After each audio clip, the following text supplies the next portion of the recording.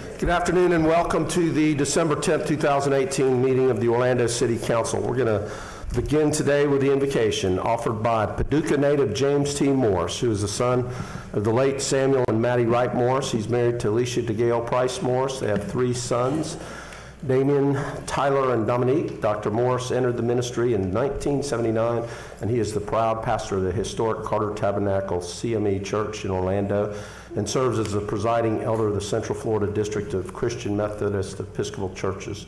He's currently a member of the Orange County branch of the NAACP, the Interfaith Council of Central Florida, the Florida Council of Churches, and the Orange County Community Development Advisory Board representing District 1. The invocation will be followed by the pledge, led today by Commissioner Tony Ortiz. You may stand or remain seated.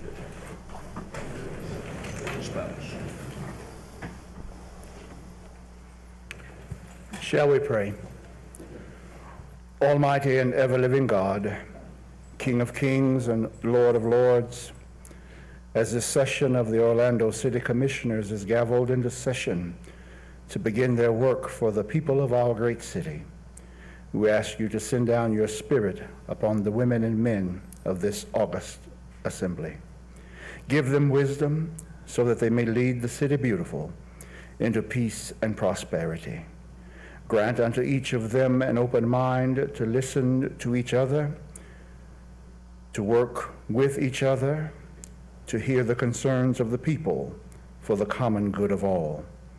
Endow them with the courage born out of a loyalty to all that is noble and good, a loyalty to the constituents they represent, loyalty to the charter of this city they have sworn to uphold, a loyalty that scorns to compromise with vice, injustice, and personal gain, and a loyalty that knows no fear where truth, human rights, and injustice is in jeopardy. Grant unto each of them wisdom that forms alliances, friendships, and opportunities to work in harmony for all of Orlando, regardless of race, creed, national origin, or sexual orientation. And may they show forth in their personal lives and words in this chamber those ideals that will make our city truly one Orlando, under God, indivisible, with liberty and justice for all. This we ask in the name of humanity's Creator. Amen. I pledge allegiance to the flag of the United States of America and to the republic for which it stands, one nation, under God, indivisible, with liberty and justice for all.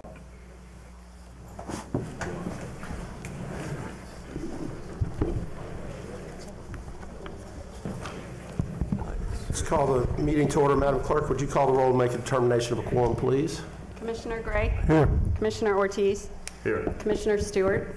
Here. Commissioner Sheehan? Here. Commissioner Hill? Here. Commissioner Ings? Here. Mayor Dyer? Here. Mayor, you have a quorum with all members present. Thank you, Madam Clerk. First order of business is take up for consideration the workshop agenda review and city council meeting minutes from November 12th. Motion by Commissioner Ortiz, second by Commissioner Stewart. All in favor of the motion indicate so by saying aye. Aye. Those opposed? And so the motion carries. All right, let's go right into awards, presentations, and recognitions. And you know, Orlando is a relatively young city, and it is great to be able to celebrate when one of our anchor institutions reaches a great milestone. And Orlando Health is celebrating 100 years of caring for those in our community. One of those years, I happened to be born there when it was Orange Memorial Hospital, so we know that was a little while ago.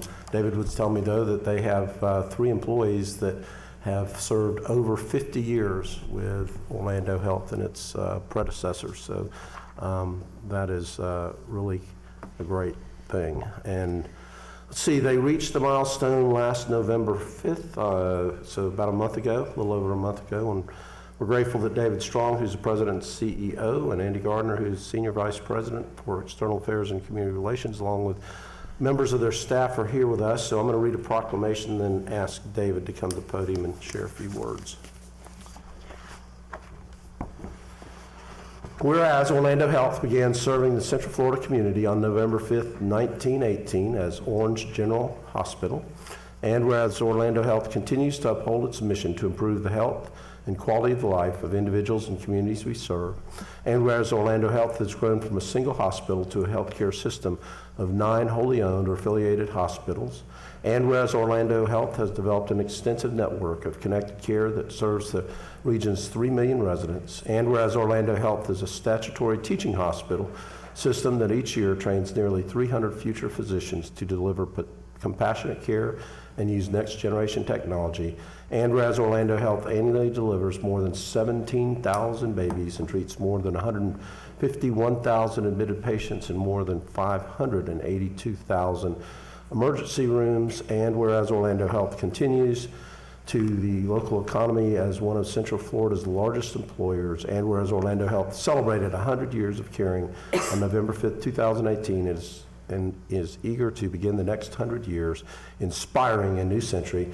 Now, therefore, I, Buddy Dyer, Mayor of the City of Orlando, hereby do proclaim November 5th, 2018 as 100 Years of Caring Day in the City of Orlando.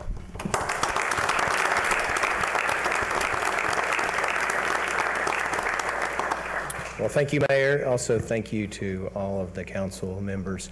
In addition to Andy Gardner, also Michelle Strength is here. Michelle is the Director of Government Relations for Orlando Health. And Michelle, thanks for what you do. You know, Orlando Health certainly is 100 years old and has gone through a lot of change, whether it's our buildings and certainly technologies. But what has not changed is really, in my judgment, is the spirit of the people that work there. And it's a spirit of caring and a spirit of excellence.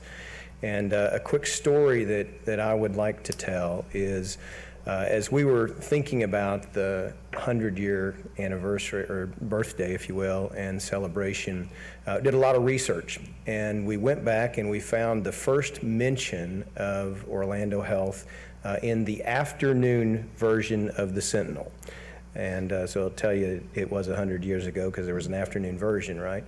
But we looked in it, and there was a story about community members that came together to do something special for this community, to build a hospital to care for the community.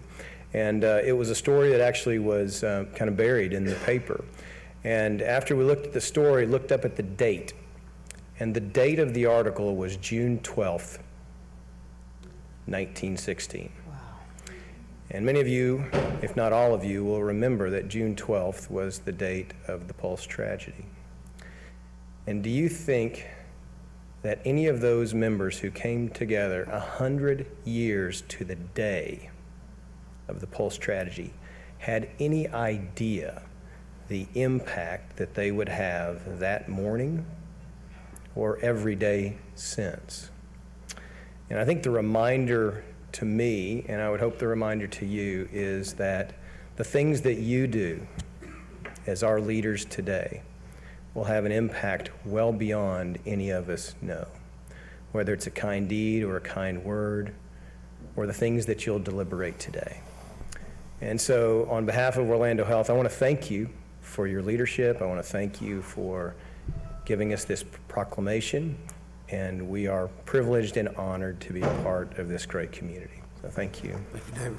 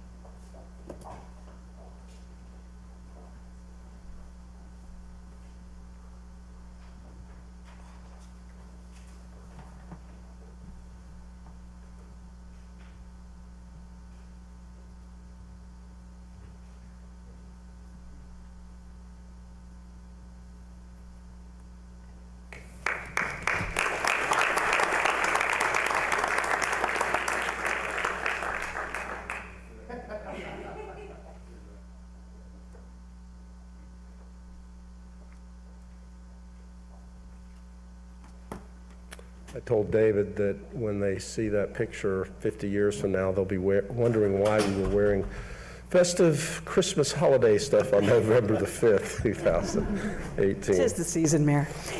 All right, let's see. We have a 25-year Employee Service Award. Michelle, will you come do the honors, please?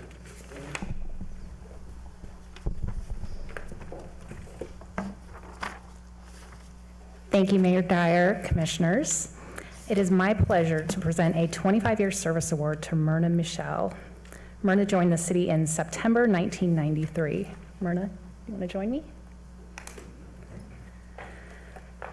So let's go back 25 years while we're going back in history to 1993. That was the start of the Got Milk advertising campaign.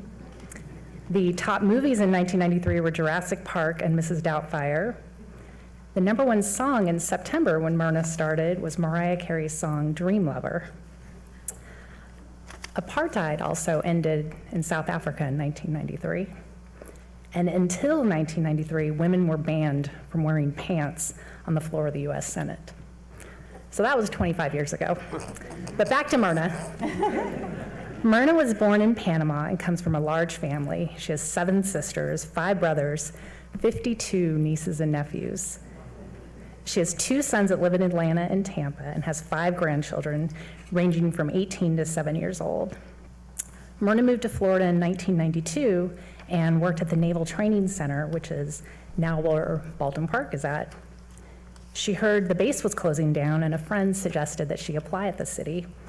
And when Myrna first joined the city, she worked in parking, but after a year and a half, she determined finance was the exciting place to be, and so she transferred to revenue collection and worked as an accounting clerk in the cashier's office, and was recently promoted to accounting specialist 2. Myrna told me she even remembers working in the city gift shop where people used to be able to buy City of Orlando souvenirs.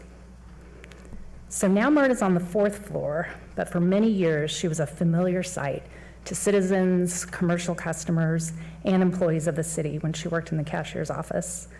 Myrna considers herself to be a people person and loves working with customers and coworkers.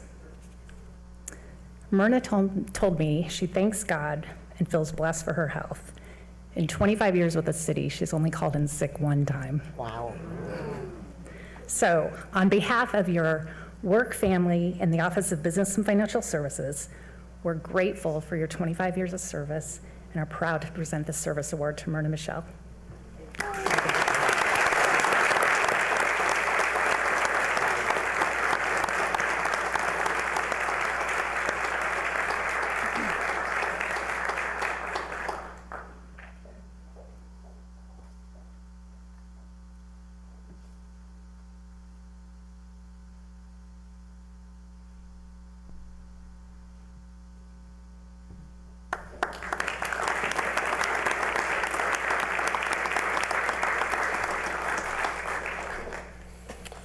Okay, now I'd like to call on Chris Castro, our Director of Sustainability, to introduce a couple of awards.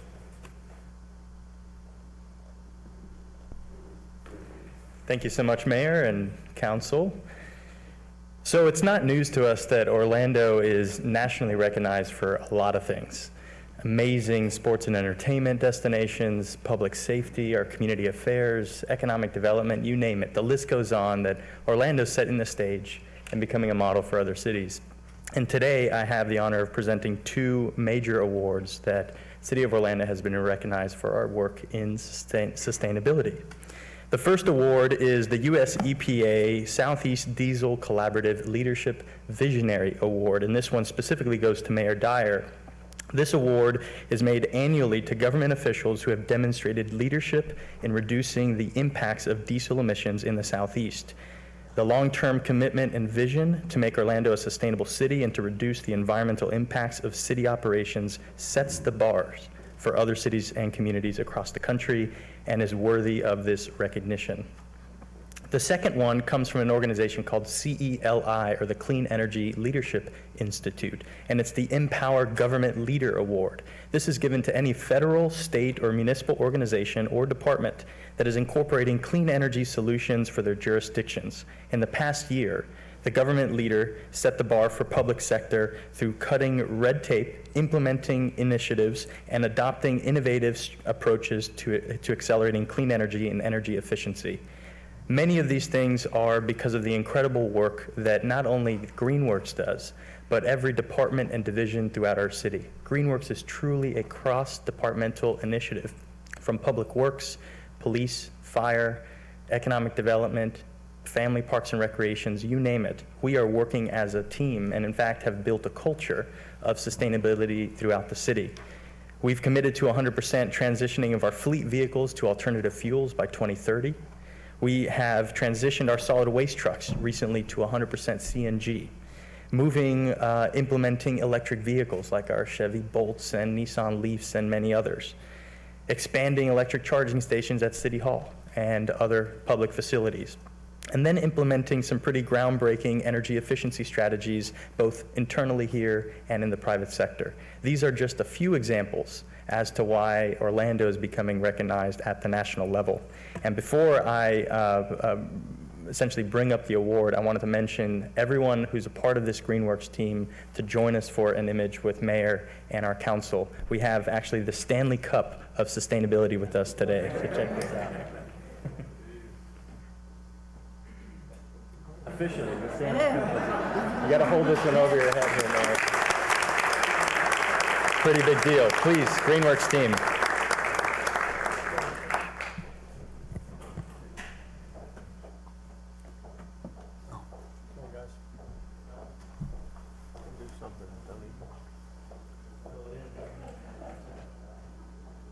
This is a whole team effort. No doubt about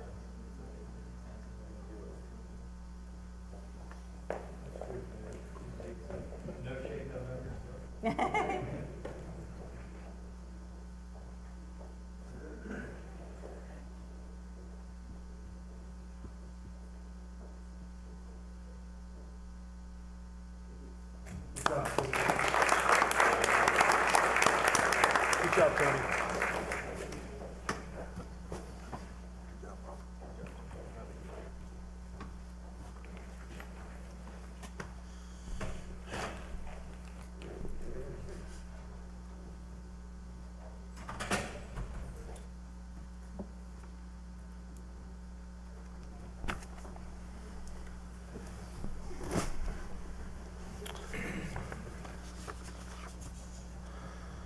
Okay, let's move on into the mayor's update, and we have a tradition here that we like to celebrate birthdays, and Commissioner Stewart had one in November, late November, after the last council meeting we had on November 27th, and Commissioner Ng's birthday is coming up next week on the 13th. So happy birthday to both of you commissioners, and Thank you. Commissioner Ortiz, would you lead us in singing happy birthday, please? Will be my pleasure. Commissioner Ortiz has the best voice on the council. Oh my God. Happy birthday to you. Happy birthday to you. Happy birthday, dear Commissioner Stewart, Commissioner Haynes. Happy birthday to you.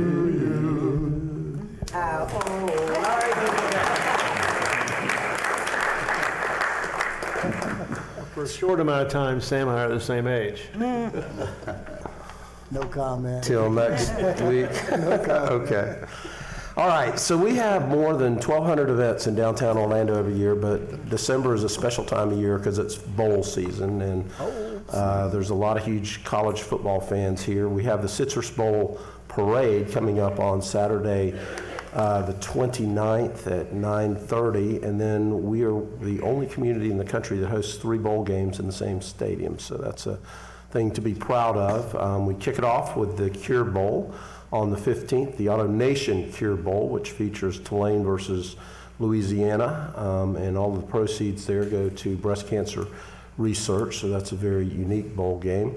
That's followed up on Friday the 28th with the Camping World Bowl between West Virginia and Syracuse, and then New Year's Day, the VRBO Citrus Bowl between Kentucky and Penn State. So these great events continue to foster our reputation as the best sports entertainment city in the country.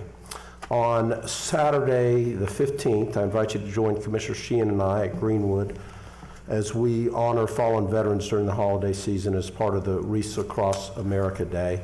We'll place wreaths on the headstones of the veterans who are buried in the cemetery, and that begins at noon on Saturday. And on today's agenda, we have 9 mayor's matching grants, and these grants help to support local neighborhood associations, not-for-profits, and schools that have projects that help with quality of life here in our community. So if you are one of those organizations representing them today, would you please stand and let us recognize you?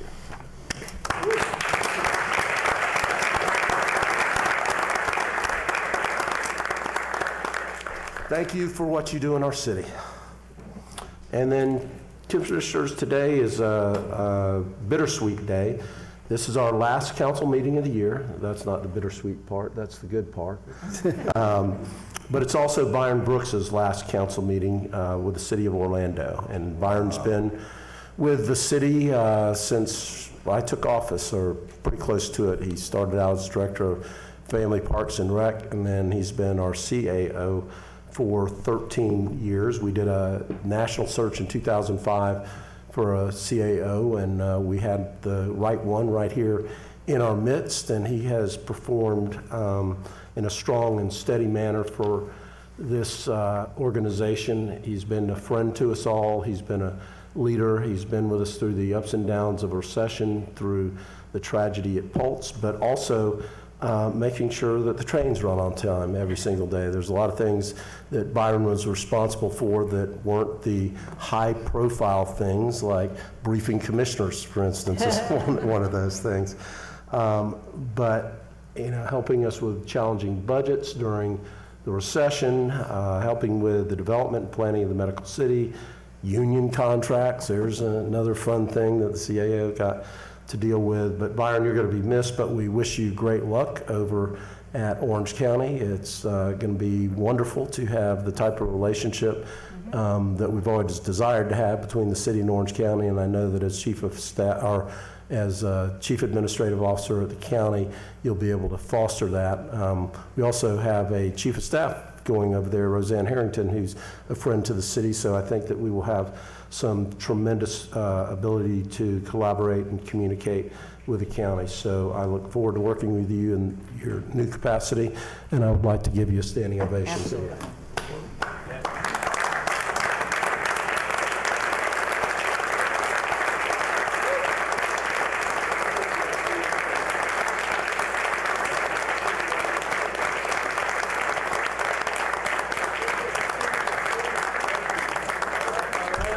Byron, would you like to address council? I should have pre-warned you on that, but.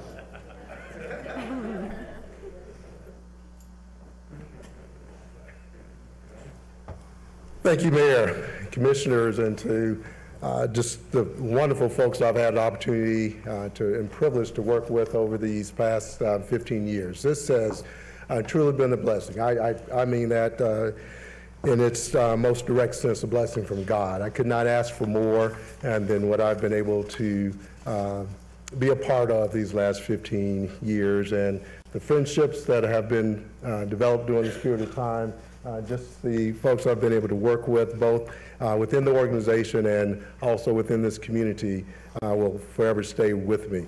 I have commented often, especially a lot in the last month, about just how unique and special the City of Orlando, this organization, it really is. I have worked with different organizations and been in positions to interact with a number of governmental entities in the area, and there is no place like the City of Orlando, and it's because of the culture. It's because of just the will and the way that we do things and the spirit which we work. It starts with great leadership and the commitment you all have, the passion you all have, and just the camaraderie, the way that you accomplish things, you work together to get good things done for our community. And it means a lot, it's noticeable, it's felt. And I tell, especially my coworkers, that I hope they treasure this and do not take it for granted, because it just does not exist every day, everywhere. So again, I'm the one who is forever grateful for this opportunity to work with so many fine folks throughout our organization. Thank you. Thank you, Byron.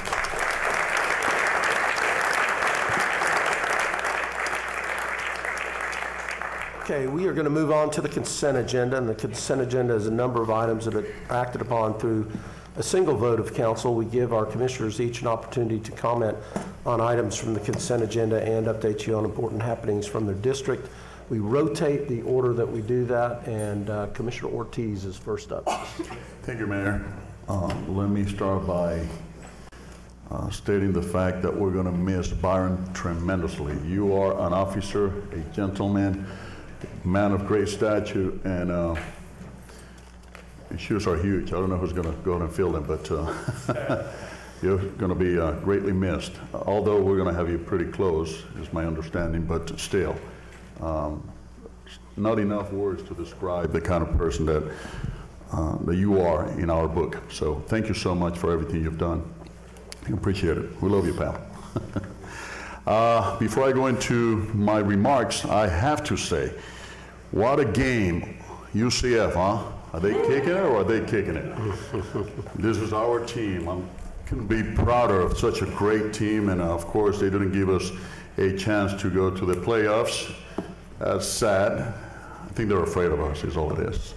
They're afraid of us. But we're going to the Fiesta Bowl against LSU, and by the grace of God, I think we're going to take it again. So anyhow, that's just for starters. Over the past month and a half, I had the pleasure of being hosted at a few of my constituents' homes for coffee, as well as barbecue. I'd like to thank those of you who invited the District 2 team into your homes for food and great conversations. We really enjoyed it. We really appreciate it, and that's all about the community. During the week of Thanksgiving, the District 2 team and I were able to hand out over 500 turkeys to community members with the help of Levy Restaurants, the Orlando Magic, and James A. Monk, Jr. at Orlando World Outreach Center. We were fortunate enough to help lighten the burden that can sometimes be brought up by the holidays. On Thursday, November 29th, Gateway Orlando hosted their first annual Jazz and Wine Festival, which turned out to be a a huge, not a total, but a huge success. Members of the community came together for an evening of great music and amazing food. The Gateway Orlando District had done an amazing job showing how their involvement is making a positive impact in District 2. On Monday, December 3rd, I had the honor of joining United Airlines and Nathaniel's Hope for their annual fantasy flight, the first in Orlando this time. They truly went above and beyond for some of the most deserving children. It was humbling, very humbling, to witness the magic of the holidays through these children's eyes and the pureness of their hearts. And what they do is they take the children on a flight, and when they come back, they take them back to the North Pole, and it's such a great experience. So thank you to all of those who got involved. Last Friday, December 7th, we hosted District 2 seniors at our beautiful Park of the Americas for a Christmas party to celebrate them and to let them know how much they are appreciated in our community. We had a great time. Those seniors were really having a blast. I also want to say congratulations to those involved with National Night Out. To our residents in the City of Orlando Police Department, your commitment to the safety of our city has led us taking first place in the nation for the National Night Out campaign. So congratulations, Chief. You got a great team in your hands. And last but not least, we're already celebrating the holidays, Christmas for many of us. This is a time for reflection, to catch up with our families and friends, but most of all, through the celebration of the birth of Jesus. It allows us to feel in us a rebirth, a restart, keeping in mind all of those in need and putting aside all of our differences. With that, I want to thank you, Mayor, Commissioners, legislators, staff, business people, and residents all over the country for everything you do to make our city, state, nation, and world a better place to live. So Merry Christmas and a Happy New Year to all. Thank you. Thank you, Commissioner. We'll move to Commissioner Stewart. Thank you, and I'll follow that same thought of Merry Christmas and a Happy New Year. It's a wonderful time in our community. We get a chance to spend time a little differently than we have in the past year, and it's nice to see the smiles on people's faces. We have a lot of things that have gone on in the last couple of weeks. Let me just share a couple, but before I do, I want to also express my thanks to Byron. Thank you, Byron, for your friendship. That goes beyond just your work here. So it means a lot to me personally, so thank you. I'm going to miss you. I'm going to keep your cell phone number, but I'm going to miss you. Special thanks to the Rotary Club of Orlando for our first Christmas parade in 10 years, I think it is. It was a wonderful time this past week, had a good time. And it was a lot of wonderful seeing the kids' faces along Orange Avenue and Roslyn, so it was a great time together. This holiday season, we've seen an uptick in crime in our community, and I just want to make sure that everybody's got plenty of safety tips out there. If you get a chance to go to my website, there's the 25 safety tips that OPD puts out. We appreciate that work. We also appreciate the work that OPD does in our individual malls and shopping centers, the work that they do to keep people safe. But it doesn't keep people from wanting to try to take advantage of us. So please look at those tips. I think it will make your holiday season a better season. We've got a couple of things I want to share with you briefly, but I haven't had a chance to mention the Audubon Park Garden District. They're doing a ton of stuff over there, and we've had a lot of stuff happen in the other areas I'll mention. But the 15th is B3 Cafe's Holiday Lights Bike Ride. And then following the next day is the Grandma Party Bazaar and the Holiday Market. Audubon Park is really doing a great job of trying to get the word out about their area. And I want to say congratulations to the College Park Main Street. Where'd Jeff go? He went someplace, I think. And thank you for the work they did on their Holiday on Drive last week, and Ivanhoe Village Main Street for their Jingle Eve. On the agenda today, we have I'll mention just the ones in the Mayor's Matching Grant, the College Park Main Street, Ivanhoe Village Main Street, Lake Orlando Homeowners Association, Orlando Rep. Mayor, I'm so appreciative of us continuing to keep that program going. Thank you for what you do. It means so much to our local neighborhoods. They'll be able to count on us to be able to respond to some of their needs, both financially and with in-kind work that they're doing. And on the other items, there's 2 items on the business and development, I think. It was, but one is Bishop Moore High School has got their master plan coming forward, and good to see that. And also the Dr. Phillips has got some of their group work coming forward. It's good to see these 2 groups as they move forward in keeping our community vibrant and keeping it engaged in the work that they do. And that's all I got, Mayor. Thank you, Commissioner. We'll move to District 4, Commissioner Sheehan. Thank you, Mayor, and I'd too like to thank Byron Brooks for everything that he's done. And one of the things that really stands out in terms of something that I worked on with Byron was the children at Fern Creek Elementary School were given swimming lessons, and the funding was cut. And Byron not only figured out a way to get that program reinstituted, we now have a citywide program that teaches children how to swim. That's the kind of man that Byron Brooks is. So Byron, that's just one example of something that you did for this community. So thank you so much for everything that you've done. I also want to thank David Dunn for our holiday decorations. They're great. We finally have our little Christmas trees back. So, and I know that Chris McCullion worked on that as well. Thank you so much. They're beautiful. I love them. Also on the Mayor's Neighborhood Matching Grant today, we have a fence at Lakeside at Delaney. I never thought I'd ever say this at a city council meeting, but Drag Queen Story Hour at the LGBTQ Center, Rocking Rep Fest at Orlando Rep and Orlando Opera Youth Company. Wonderful, wonderful programs that are happening. And also some things on the agenda today as well on item A8, codifying our traffic control boxes, our art boxes, which are so popular throughout the city. B11, the Curry Ford Visioning Neighborhood Plan. That's so critically important. We've had some crime issues that impact District 1, District 2, and District 4.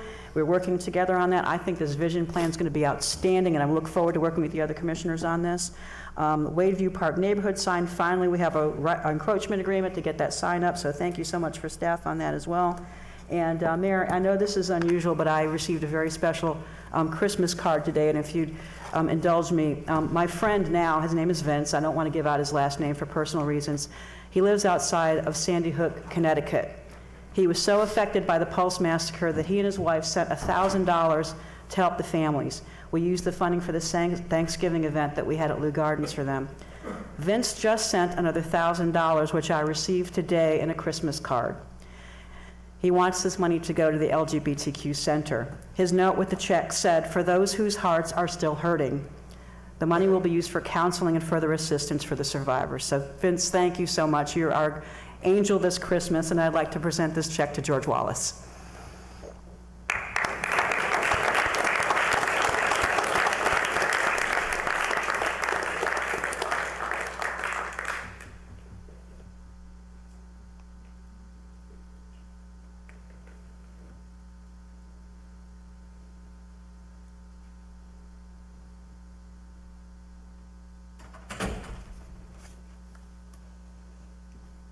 Thank you, Mayor, but I'd like to get money out of my hands as soon as possible. And that's all I had. Thank you very much. Thank you. We'll move on to District 5, Commissioner Hill. Thank you, Mayor. I also can't tell Byron Brooks thank you enough for, as Commissioner Stewart said, being my friend, but I'll tell the world the wind beneath my wing. And I also want to send a special condolences out to you and your family with the loss of your dear mother-in-law, Sandra's mother, because I can remember the toughest time of my life. The whole staff and council had been there for me and my daughter, but you and Sandra was especially there as a big brother. Well, I don't know, I think I'm a little older. You might be a little bit older than me, maybe by a day. But you guys have never left my side, and I'll never forget that. As I celebrate, today is my daughter's 28th birthday, but it's bittersweet, but I'm stronger now. It's because of friends like you and Sandra that haven't left my side, and it's been a constant encourager during the good and the bad. And it's, Mayor, I came in during a time it was tumultuous. People did not know who I was, only of the narrative. And this Christmas, I just want to say thank you, Council, for embracing me and being by my side and believing in me. So thank you with all of that. It's just, might be a little sentimental today, so I apologize.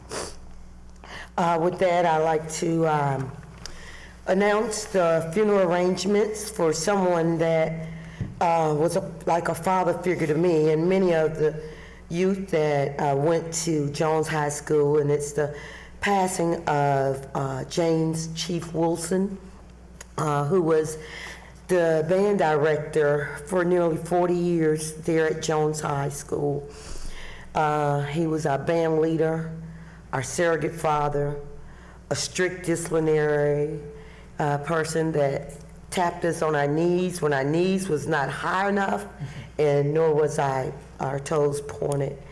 His funeral will be this Friday at Majestic Life Ministries, Friday, December the 14th, 2018 at 11 a.m.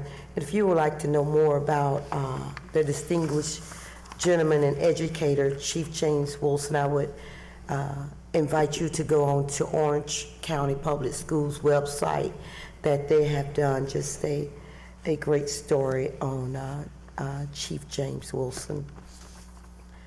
I also would like to thank the City of Orlando, Orlando City Soccer Club, Shiloh Baptist Church, Second Harvest Food Bank, and Lee Wesley for making sure that over 1,000 families in District 5 had amazing Thanksgiving meal with all the trimmings.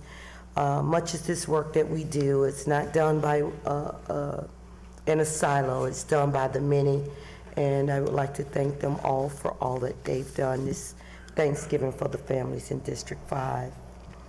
On, I think it was last December the 5th, last Wednesday, myself and Mayor Dyer went out to our, what is it called, the 60-yard line? Play 60. Play 60 NFL football field, NFL football field, that was dedicated to our recreation department due to the Pro Bowl coming to the west side of Orlando, and through the partnership of Lift Orlando and Florida Citrus Sports. They had, the Buccaneers had a Junior Buccaneer Flag Football Clinic, and it was through our City of Orlando Youth Athletic Program. It was enjoyed by all. It was brisk football weather, I think a brisk 40 degrees. But what was so important with that was that the Tampa Bay Bucks this Sunday sent close to 200 youth down to Tampa through the great leadership of Lisa Early and Rodney Williams. They provided city transportation, and I saw many of the Instagram and our Facebook accounts stating about the kids and their families going to their first ever NFL game, and that was monumental and very inspiring. So thank you, Lisa, and your staff for your leadership. Thank you, Mayor, for being out there and all the support you do to youth athletics and youth programming in the city and staff. But a special thank you to the Tampa Bay Buccaneers.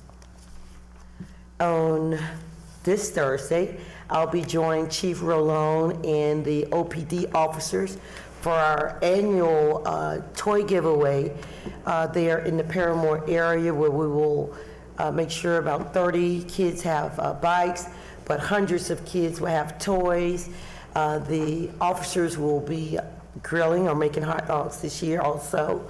But it's more than a toy giveaway. It really is what Chief Rolone has always been a big proponent and sponsor of, is that community policing, bridging the gap, and to see those families interacting with our officers, it is a sight to behold.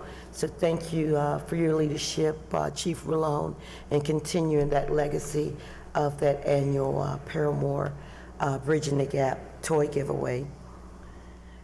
And on the 22nd, I'll be joining the Dwight Gooding Foundation and DJ Nasty and Ricky Padilla. I am glad to report, Mayor, I'm not jealous of you often, but I was quite jealous when 95.3 called you the hip-hop mayor. So now I am the hip-hop commissioner of 94.5, and those guys are going to make sure that over 300 families throughout District 5 are going to be transported into our Callahan Neighborhood Center, where they will be distributed toys and also some interactive sports and things of that nature. So thank you to all our great community partners and those that received the mayor's matching grant. Thank you for your sweat equity and all you do to make sure that those that need assistance or just need some TLC get that. So, and that's all I have now. Commissioner, I'm walking the walk when I'm embracing that hip hop. Oh yeah, you want to walk. All right, show us a little something. I gotta see that dance. And I did Electric Daisy too this year, so how about that? All right, Commissioner Ings, District 6. Thank you, Mayor. I'd just like to say it's good to be back in Orlando. Last City Council meeting, I was in Taipei, Taiwan at 3 o'clock in the morning. So from 3 a.m. to 5 a.m., I was at the 2 o'clock p.m. council meeting here in Orlando. You could hear some of me and that kind of thing, but I was there. So I did see the minutes to show that Commissioner Ings did vote by phone on some of the items on the agenda. But that was a great event. It was sponsored by the Taiwan government, specifically Consul General David Chen of Taipei Economic and Cultural Office in Miami, Florida, and his consular liaison officer, Adolfo Sun, who was the organizer, tour guide, and chaperone for the delegation of the U.S. Virgin Islands, which comprised of 3 senators, and the Florida legislative leaders, which was comprised of State Representative Bruce Anton, State Representative Kamir Brown, and myself. So we had an opportunity to meet the Secretary General, Dr. J. Lin of Taipei, the Legislative Yuan, and we also exchanged gifts. And for that, I want to thank Kathy DeVault and Brooke Bonnet and Jacqueline Cockerham, my aide, for helping to provide gifts for me to be able to pass out to the Taiwan legislation delegation. The event went very well. As you know, Mayor, Tainan City, Taiwan, is Orlando's sister city, and that's been since 1962. So it was great being there in Taiwan and seeing so many of the economic and educational opportunities that they have. Many of their leaders, though, are graduates of U.S. colleges and universities, which is really good. There's a great relationship between the U.S. and Taiwan as a whole. Also had an opportunity to go to the Taipei World Trade Center, and there I met with Winnie Chen. She's the director of Taipei Liaison Office for Enterprise Florida. So it was good to go into an office to see the U.S. flag and the state of Florida flag in an office where Florida was represented in Taiwan from an economic perspective. And just to say a little bit about Taiwan, Taiwan is the 11th largest trading partner of the U.S. They have about 20 million people within Taiwan. There are 20 million people here in the state of Florida. But the U.S. is the 2nd largest trading partner of Taiwan. Taiwan enterprises invest over $15.4 billion in the U.S. economy. So this is obviously a great opportunity for us and to continue to build from an economic perspective. And it was, like I said, good to see Enterprise Florida having an integral part in the Taiwan government and having an office there in the Taipei World Trade Center. So there was a lot that was done, and I just really enjoyed myself and was glad to be a part of that particular delegation, and we look forward to more interactions with Taiwan. Also want to say thank you for the Thanksgiving turkeys provided by Lee Wesley and Associates, Arthur Lee. So when I got back from Taiwan, I was there from November 10th to November the 17th. And so when I got back into Orlando, we were ready to hand out some turkeys to many of the families. So we made some trips throughout the district, through a lot of our communities, specifically like Murchison Terrace and Lake Man, the public housing areas, Boca Club apartments, and we just passed out turkeys to families who were very, very happy to receive them. So thank you again, Arthur Lee, for your kind support in reaching out and helping families within District 6. I would also like to say Chief James Wilson was my band director as well. During the time of integration, when they were integrating the public schools, it was freedom of choice. Reginald McGill was also a member of Boone High School. And so we were over at Boone High School, and when they decided to integrate the teachers, they took the best of the teachers from the black schools, specifically Jones High School, and transferred them to Boone High School. So James Wilson was transferred to Boone High School to be the band director there, and I was in the band there. And Miss Edna Hargret, who was the music teacher for Jones High School, was also transferred over there. But the students, the black students at Boone High School, we protested and said, look, they need to go back to Jones High School, and eventually they went back to Jones High School and finished out their careers. So we'd like to think that we had a part in that as well. So Chief James Wilson was also a member of District 6. And 5. No, I can't. I can't. She said she was kidding everybody, so we can smile. But yeah, he was a member of District 6 and a proud constituent, he and his wife and his family. So we're truly going to miss such a great leader and legend within the city of Orlando. And one other note about Dr. James Wilson, and that was at the Municipal Auditorium. He had an opportunity, and he was invited, and this is now the Barb Carr. At the Municipal Auditorium, the Orlando Municipal Auditorium, he was invited to come with his band and play in that particular facility. And that facility was a segregated facility at that time. So blacks weren't allowed to attend, but he was invited along with Jones High School. So he is a legend within the city of Orlando.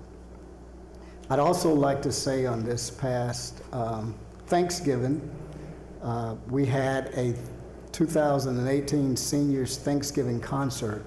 I believe this was our 9th concert that we held, which was at El Bethel Temple Church of Orlando on Bruton Boulevard. And gospel artist Dr. Dorinda Clark Cole was our featured artist. She's out of Detroit, Michigan. So she's a national and internationally known artist in the gospel field. So our seniors really enjoyed her. She enjoyed our seniors. She gave out roses to the seniors. I had given awards to seniors, and 4 of the seniors that I gave awards to were 92, 94, 96, and 98 years old. So these are the kinds of things that we try to do and recognize our seniors and let them know how much we appreciate them and what they've done to help grow us up as adults, and how they're continuing to help not only us, but our children and our children's children. And then on this past Saturday, we had our 2018 Washington Shores District 6 Christmas Parade, and it was a huge success.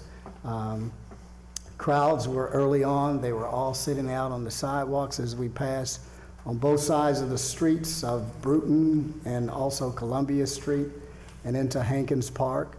OPD's mobile kitchen was there to cook our food, Chief, and we thank you very much for that. Calvin Collins of the Orlando Times newspaper played Santa Claus, and that was a great hit. The kids loved him, and of course, Omega Psi Phi fraternity member and my brother and Byron's brother as well, Greg Richardson played Omega Claus, so we had 2 Santa Clauses in our parade.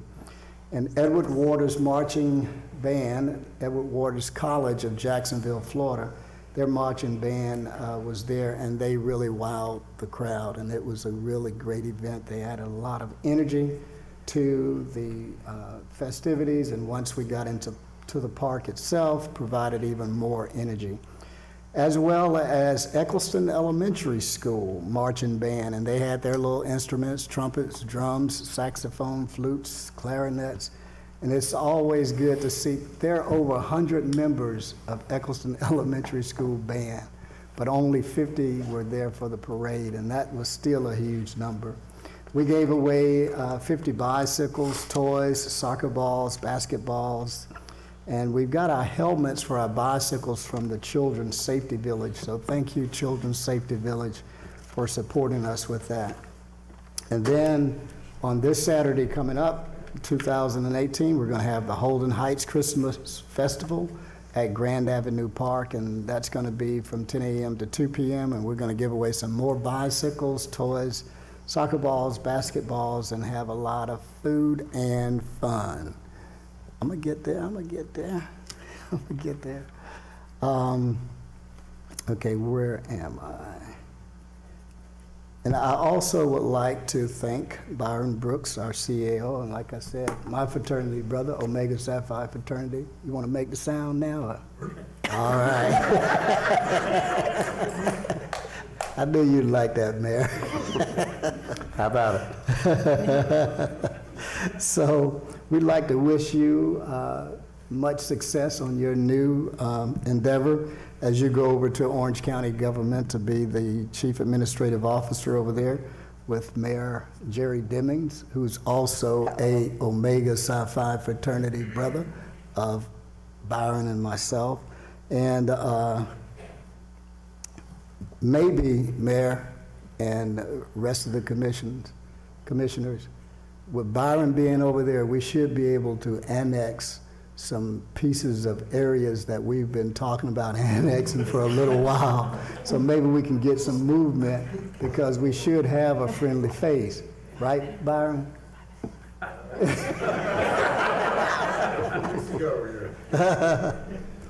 So we just want to say we really appreciate you and what you've done for the city of Orlando, and we know that you're going to do very well there with Orange County.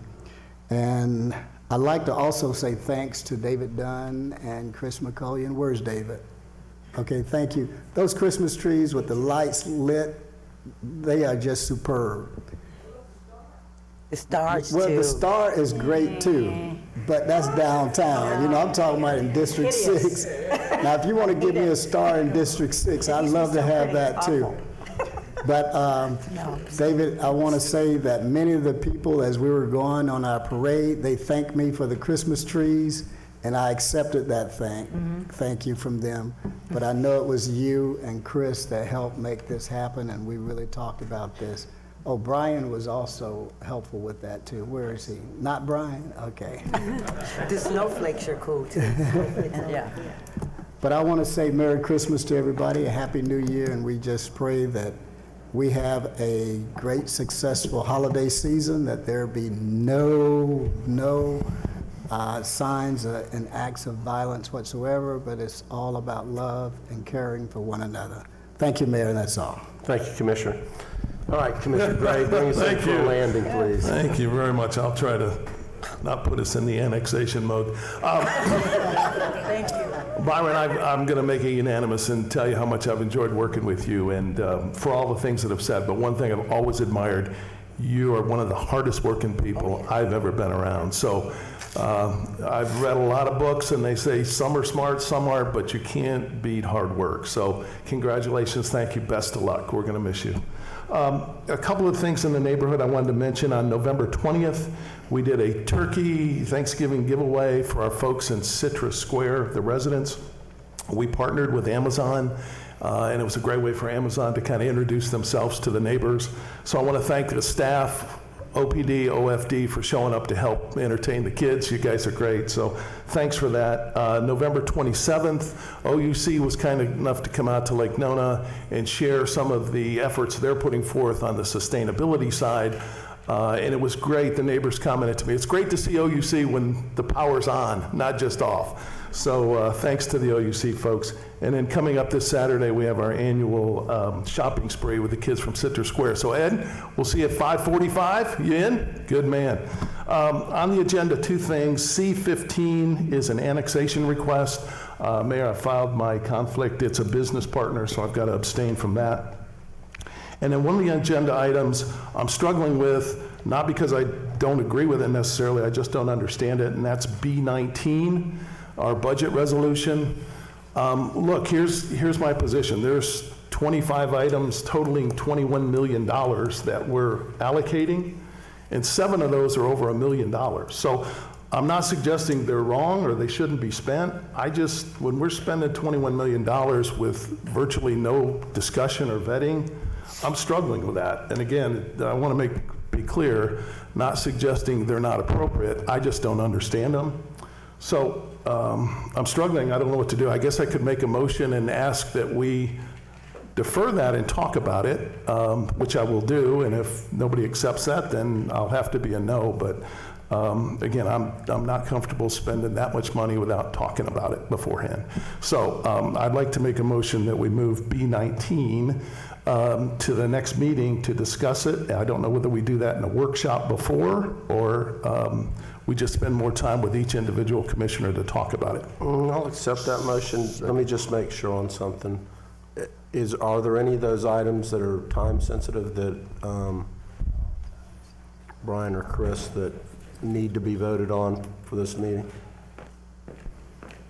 Mayor, there's a deadline in state statute that allows us to amend the budget within a certain number of days at the end of the fiscal year, and we always come up on the end of that deadline around this time. So there are some statutory deadlines to amending the budget. I don't know if we've met those through the BRC action, but we usually try to get council action within that time frame. Is that before our next council meeting?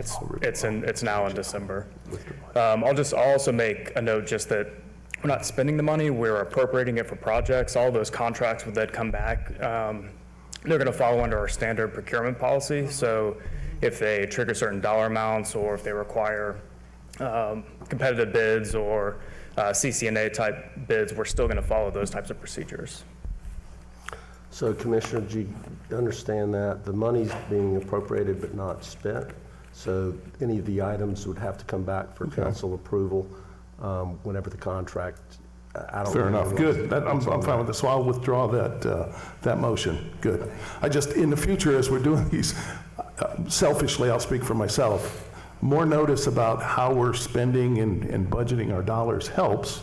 Again, not that it's bad, it's just part of my duties, I think, as a commissioner is to be a good custodian of tax dollars, and I like to kind of know where it goes ahead of time. And the good news about the budget is we managed it to a surplus, so we had money left over at the end of the year that we could spend on stuff that we had not been able to do during the year and still meet our 25% reserve policy. That's right. Moving forward. So if you want, though, we can have a workshop at the next meeting and just go through line by line, or if you want them, just go through. Perfect. All right, so I'll withdraw that. Okay. And acknowledging my conflict, I will move to approve the consent agenda. Motion by Commissioner Gray, second by Commissioner Sheehan. All in favor of the motion indicate so by saying aye. Aye. Those opposed, and so the motion carries, and that is the consent agenda. So those that were here for matching grants, we've matched them. How about that? Okay, if there's no objection, I'm going to recess the City Council meeting and convene the CRA meeting. We have 3 items on the agenda. The first one are accepting meeting minutes from the advisory board on October the 31st. Motion by Commissioner Sheehan, second by Commissioner Hill. All in favor of the motion indicate so by saying aye. Aye. Those opposed, motion carries. Second's approving CRA minutes from the 12th of November. Motion by Commissioner Hill, second by Commissioner Sheehan. All in favor of the motion indicate so by saying aye. Aye. And then those opposed, so the motion carries. And then the third one's a facade grant. Thomas? Thank you, Mayor and Council. Good afternoon. Item 3 is the Downtown Facade Building Stabilization Program funding agreement between the CRA and Metcalf Building LLC for 100 South Orange. As you may recall, this particular program offers a 3-year interest-free deferred loan for facade and/or building stabilization programs throughout, for existing properties throughout the CRA. The program provides assistance with the costs related to exterior physical improvements throughout the entire CRA, as well as building stabilization improvements within the Paramore area. Being outside of Paramore area, Metcalf Building LLC is applying only for assistance under the facade improvement component of the program for the building at 100 South Orange Avenue. Funding will be used for window restoration, brick and masonry cleaning, and cast stone restoration. The program provides for a match of up to 50% of the total expenses not to exceed a $20,000 amount within the downtown central business district area. The applicant's capital investment is proposed, estimated at a value of $71,000. Thus, the applicant is eligible for funding assistance of up to $20,000. The Downtown Facade Grant Review Committee convened on October 31st and recommends approval. And if there are no questions from council, staff is requesting approval of the Downtown Facade and Building Stabilization Program funding agreement between the Community Redevelopment Agency and Metcalf Building LLC for 100 South Orange Avenue, subject to review and approval of the City Attorney's Office, and authorizing the Chair of the CRA and the Executive Director to execute such funding agreement. Move to approve. Motion by Commissioner Hill, second by Commissioner Sheehan. Questions or discussion? Hearing none, all in favor of the motion indicate so by saying aye. Aye. Those opposed, motion carries. Further business, Thomas, before the There's none. Thank you. Then we will stand adjourned. We will reconvene the City Council meeting without objection. That brings us to hearings ordinance first read. Madam Clerk, number 1. Ordinance 2018-70, an ordinance of the City Council of the City of Orlando, Florida, relating to the city's growth management plan, providing the winter 2019 package of GMP amendments pursuant to the expedited state review process, amending the GMP to assign the residential low-intensity future land use designation, amending the transportation element figures TE9, TE10, TE11, TE26, TE28, TE44, TE46, TE48, TE50, TE51, TE52, and TE53, amending the recreation element figure R1B, providing for amendment of the growth management plan, providing for severability, correction of scrivener's error, and effective date. Second. Motion by Commissioner Sheehan, second by Commissioner Stewart. Is there anyone from the public who'd like to testify on this matter? Discussion among commissioners. Hearing none, all in favor of the motion indicate so by saying aye. Aye. Those opposed, motion carries. Okay, let's move to hearings ordinances on second reading. Number 1. Ordinance 2018-63, an ordinance of the City Council of the City of Orlando, Florida, annexing to the corporate limits of the city certain land generally located north of Shader Road, east of Eunice Avenue, south of Bay Lake Road, and west of Heatherington Road, and comprised of 26.15 acres of land, more or less, and amending the city's boundary description, designating the property as the Planned Development Zoning District with the Wekiwa Overlay District on the city's official zoning maps, providing a site plan and special land development regulations for the planned development, providing for amendment of the city's official zoning map, providing for severability, correction of scrivener's error, permit disclaimer, and effective date. This was mine, didn't it? Yep. So moved. Second. I was just checking the map. Okay. Motion by Commissioner Stewart, second by Commissioner Ortiz. Is there anyone from the public who'd like to testify on this matter? Discussion among commissioners. Anything, Commissioner Stewart? Just making sure. Okay, it's contiguous. Let's fuck west. It's contiguous. Lake Orlando South. All right, all in favor of the motion indicate so by saying aye. Aye. Those opposed, motion carries. Number 2, Madam Clerk. Ordinance 2018-64, an ordinance of the City Council of the City of Orlando, Florida, relating to regional public facility designation and signage, approving an amendment to the master sign plan for the Dr. Phillips Center pursuant to Section 64.320 Orlando City Code, providing for conflicts, penalties, severability, correction of scrivener's error, permit disclaimer, and effective date. Move to approve. Second. Motion by Commissioner Hill, second by Commissioner Sheehan. Is there anyone from the public that would like to testify relating to this matter? Discussion among commissioners. Hearing none, all in favor of the motion indicate so by saying aye. Aye. Those opposed, motion carries. Number 3, Madam Clerk. Be alert, Commissioner Stewart. It was mine. I got it. We ought to put a number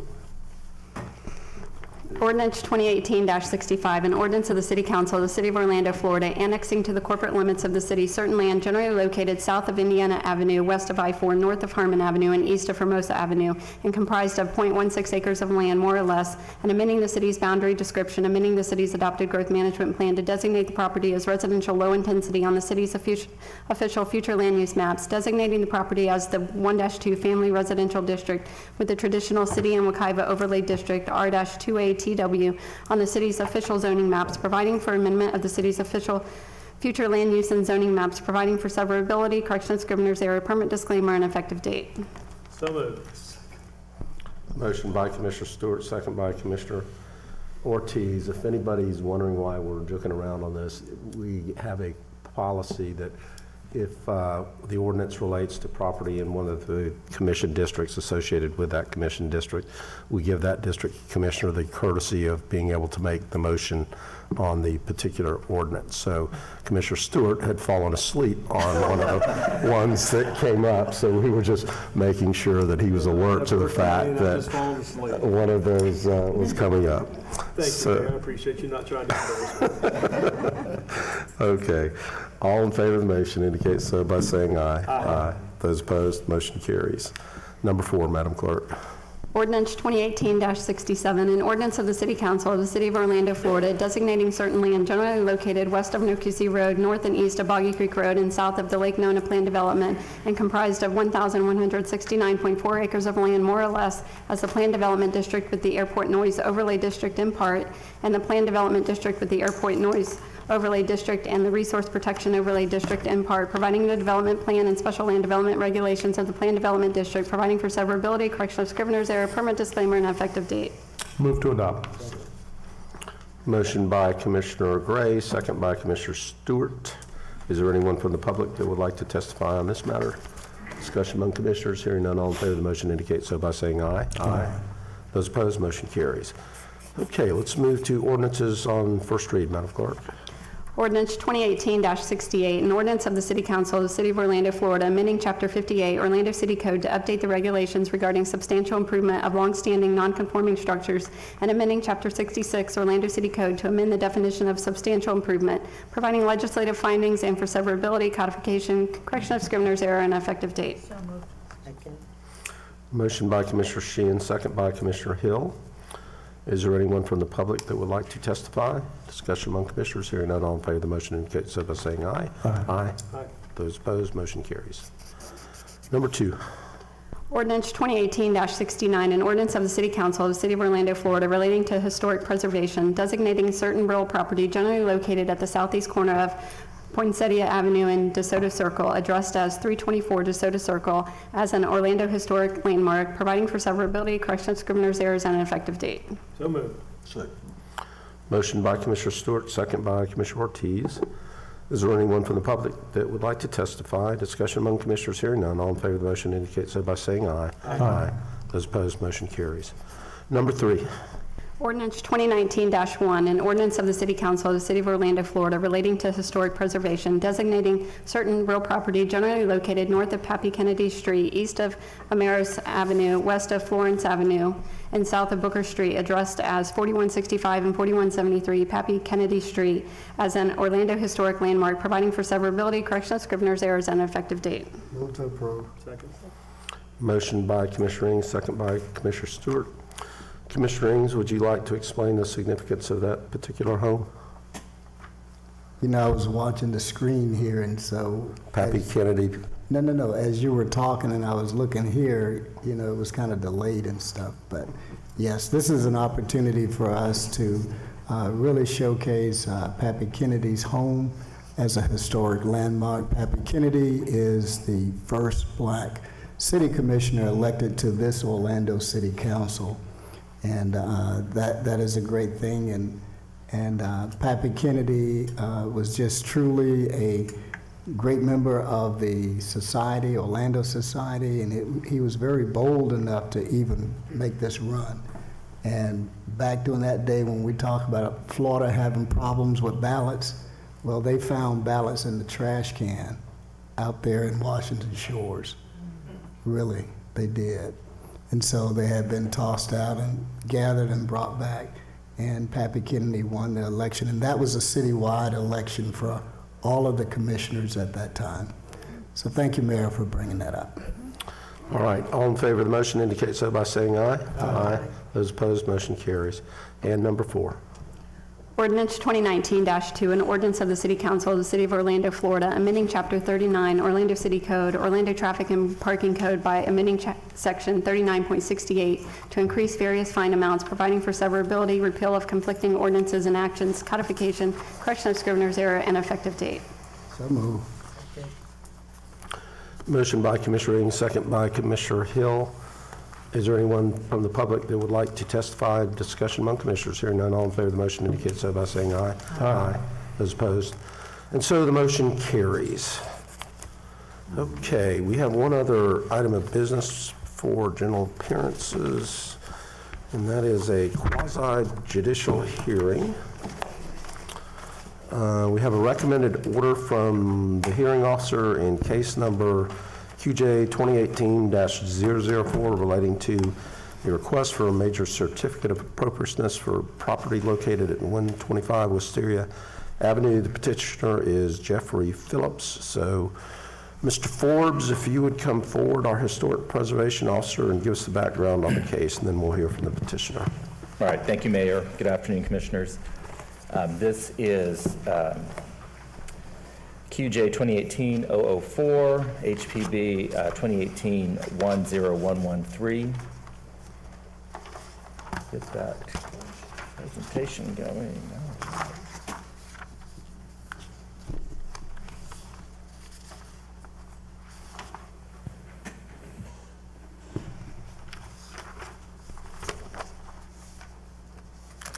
All right, so this was a request from the applicant owner to retroactively receive approval for work done on the house at 125 Wisteria without a permit or certificate of appropriateness from the Historic Preservation Board, which included replacing windows, moving the front door, patio work, and replacing the tile roof. The Historic Preservation Board recommended, along with additional conditions, that the door location be returned to the original location at the June 6, 2018 meeting. The request for the hearing before hearing officer was filed on June 13, 2018, and the quasi-judicial hearing was held on September 13, 2018. Subsequently, the hearing officer issued a recommended order on October 29, 2018, which recommends that the City Council deny the request to overturn the HPB's recommended actions to return the door to the previous location. A little bit of background, additional background on the case. This is the location on the north side of Wisteria Avenue in the Lake Copeland Historic District. This was the historic condition of the house. Some of the changes that were made, as I mentioned before, included removing the tile roof and replacing all the windows, and then relocating the door to a location between in that set of 3 windows, which was a very important historic feature of the house. Here you can see the door where it was originally located. At the Historic Preservation Board meeting, there was a tremendous amount of discussion because in my staff report, I had mentioned about how the would not be recommended under our standards to, 1, move the door, and 2, to replace the windows. And in fact, this action did both remove the windows and relocated this door, which resulted in a loss of that historic fabric of the historic windows, and also changed the location of the door. In my staff report, as I mentioned that in 2 or 3 separate locations in that staff report, and the board discussed it at length and added that condition to move the door back so that the windows could be restored back to their original configuration.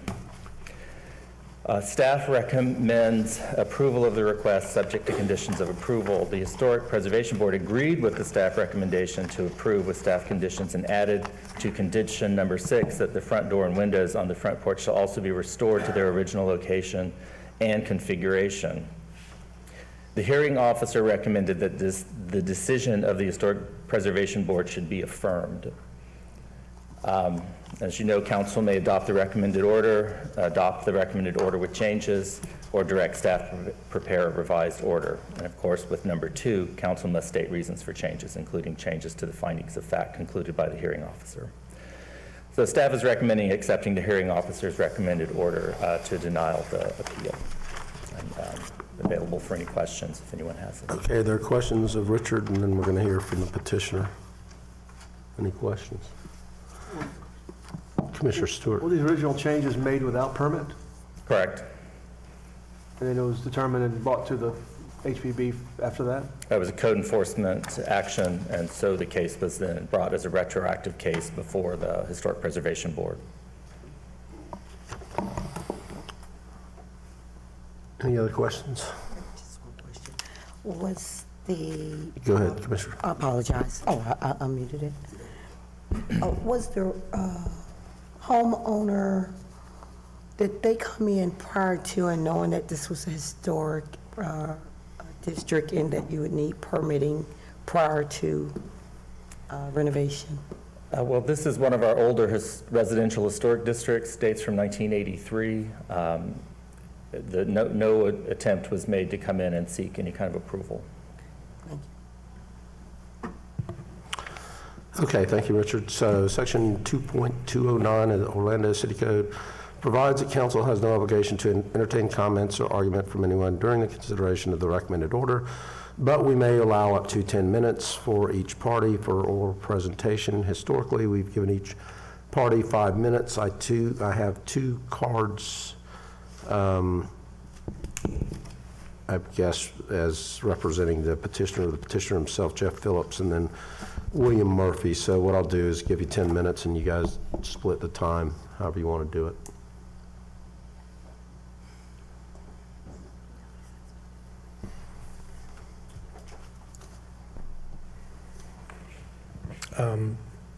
I'm Jeff Phillips, the owner of the house. Happy holidays, everybody. And thank you for hearing us today. We bought the house knowing that it was old. I'm from Pennsylvania, in the farm country, and we didn't know anything about permitting or a historic board or anything like that. So I didn't know to obtain permission before changing my house. As far as the door placement goes, the door was in a peculiar placement to the side of the front porch. That street is a one-way street, and you can't see it from the road, from the street. It's very odd in that way, and we looked at all the other houses in the neighborhood, in the whole historic district for Copeland, and there weren't any other houses with a peculiar door like that. But that's not the reason why we moved it. We had a really bad leak, and it was ruining our floors, our beautiful historic oak floors. And we tried to remedy that by fixing the door, replacing the door as it was in that particular place, and we would still have leak problems. So as a last resort, we did move the door about 3 or 4 feet in between there were 3 windows, and we took the middle window out, and the door fit perfectly within those set of 3 windows. So to me, it looks like it's always been there, and maybe it was there before. I'm not really 100% sure where it was originally when the house was built in 1925, but I know now that it doesn't leak, and we are pulling permits for everything else, and we did try to compromise with the historic board. At first, when we did go into the historic board meeting, we didn't see the door placement as one of the agenda items, and so it kind of hit us by surprise that they were going to recommend moving that, because that was not one of Richard's recommendations. So we were very surprised that he did bring that up, and we weren't prepared for it. And you know, I'm not a public speaker, and I'm not used to talking in front of people. So anyway, we did try to compromise with Richard and the historic board. There was a garage that was there that this house was bought in a foreclosure, and the bank tore it down without getting permission from the board. And we offered to rebuild the garage, and also the driveway is in, you know, thousands of pieces, and we were going to work with the next door neighbor and redo both driveways to really benefit the neighborhood. We did put a lot of money into this house. Like I said, it was a foreclosure house, and it was in really bad disrepair. And, you know, we care about the house and it being around for another 100 years. So, Mr. Murphy? I was going to ask you one question. Yes. Who did perform the work? I had a handyman perform the work. So he didn't have a general contractor's license? He did not. Like I said, I didn't know about permitting and the historic board before this whole mess. So okay. I apologize about that. So. Thank you. William Murphy. I'm a retired builder. I woke up at 8:30 this morning and I really enjoyed it. Mr. Phillips is my neighbor across the street, and he called upon me to help him go to this board meeting. He said he moved the door to the front from the side where it can't be seen. And I said, well, that should be easy. I didn't even go to the site ahead of that board meeting, and for some reason somebody got advantage of the doorway where it was. Anyhow, after I saw it, I says, man, you know, after we'd been voted, had to move the door back, I says, man, I wish you'd told me, because it's true that the city likes the doors in the front, facing the front. But the floor where the door was on level. You'd have to, stepping into the door, you'd have to have a difference of the threshold of about 3/4 of an inch. It'd be much better to have it flat. Where it's been moved to is flat. Anyhow, there's so many details that we don't have time to go. He did real well hitting it. But he did try to put a new door in where it was on the side, but it's kept leaking, so that's why he did move it, and he should have gotten a permit. He didn't ask me what to do, but he should have, I guess. During the discussion at the board meeting, that board was really ticked off that building had been torn down, that garage, and I think they would like to see it back. They spent at least 5 minutes discussing it, and as part of the compromise, if we could tweak two of the items that you're not prepared today to do, and I don't blame you. Being able to replace the garage, and his driveway must be in a 200 pieces. The driveway approach for two houses, him and the one next door to the west, is horrible. And he wanted to take it back to the original committee that we could be better prepared for, and say, look, we'll rebuild that garage. We'll get an engineer to make sure that the two driveways are at least the same level, to the same material, and the driveway approach is at least 200 pieces. If you go by there, you'd see it, and just get it back to the original board meeting members, and I think they would go for it, because it would be such an improvement of that neighborhood.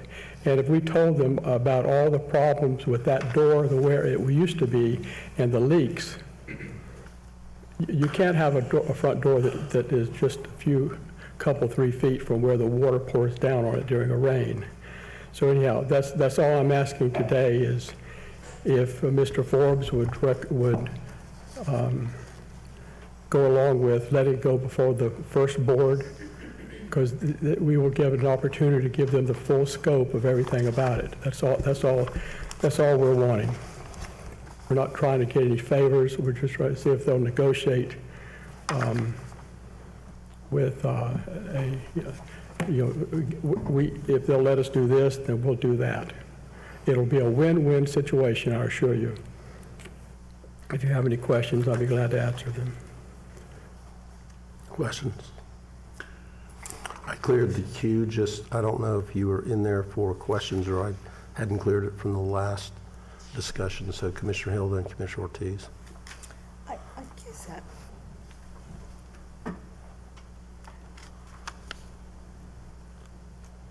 I understand about the leveling of the door on the side. I guess I'm more concerned about the quality of the material really used in a historic area like this. From what I understand, from what I see on the historic condition is the tile roof.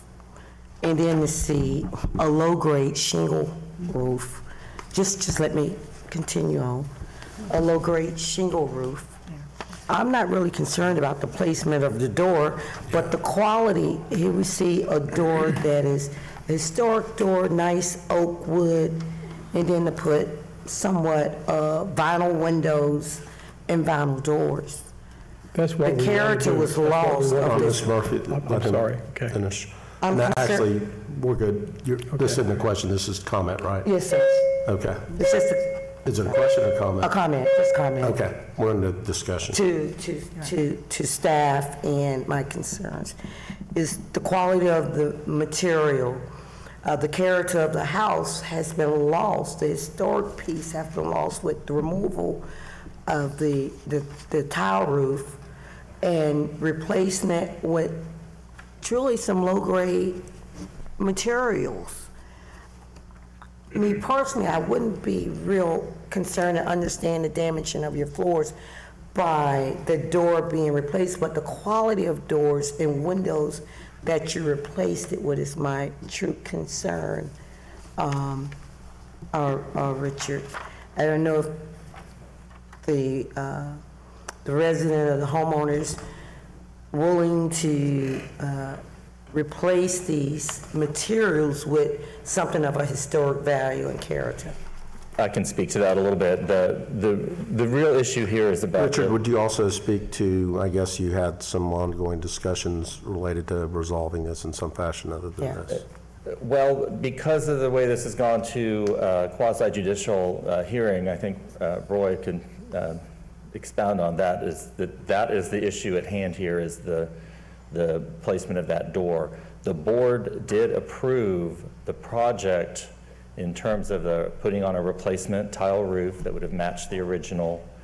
The board also approved it with the replacement of the visible windows. They only were talking about the visible windows with a new product that would match the old product. Then they additionally required the door to be returned to its original location so that set of 3 windows could be returned to its original configuration, because the board felt that that was a very, very important part of the character of the house. And so we will get a roof that's back on there. The garage and any other changes are just other changes that can come forward at any time later. If they want to rebuild the garage, that's another request to the Historic Preservation Board, as would be changing the driveway. So the roof will be restored back to the original tile roof? Per the condition. And the windows will be replaced, but you're saying you want the door somewhat replaced. Have the board considered some of the concerns of the homeowner about the water and things of that nature in the level? They did consider that at great length and still chose to require that the door be returned to its original location so that those windows could be returned to their original configuration. Commissioner Sheehan. Thank you, Mayor. You know, I think if there was ever a poster child for why historic preservation is important, it would be what happens when you butcher an historic building like this. I mean, there's a reason why residents live in historic districts and vote to put historic districts in. It's to stop really bad renovations like this one. And people can always seem to come up with a million good reasons why they do bad renovations. But we have a historic code and we have historic districts for a reason. And, you know, I think it's a muddying of the of this whole process to say something about the garage. The garage wasn't part of this discussion. The part of the discussion is the bad, you know, really, really bad, you know, renovations that were done in this home, and the fact that the historic district, the historic board, did not want to even consider relocating the door because this had been done so poorly. So I would like to make a motion to recommendation to deny the applicant and petitioner's petition in opposition and approve the Historic Preservation Board's decision to require the front door and windows to be restored, as well as the roof, all the historic preservation determinations. And I think that you were trying to be nice to them by saying that the door could stay originally, but I think that we have to uphold the board because this is a really, really bad, this was a really bad renovation. To simplify your motion, you're recommending that the hearing officer's recommended order be adopted. Correct. I'll second that. Okay, motion second, discussion. Hearing none, call the question. All in favor of the motion indicate so by saying aye. Aye. Those opposed, motion carries. All right, that concludes the formal business of the Orlando City Council for today.